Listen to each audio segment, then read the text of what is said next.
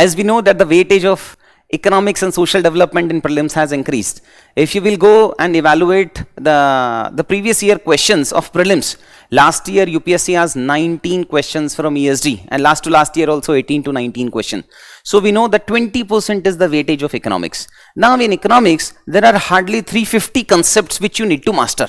For example, if you will go to monetary policy, so there are concepts like quantitative tools, qualitative tools, CRR, SLR, etc. So if you will integrate all these concepts, there are 350 concepts in which I'm going to come up with a free workshop of the 10 most complicated concepts of economics that will be provided free of cost to all of you. To get access to all these free sessions, please register at the below link.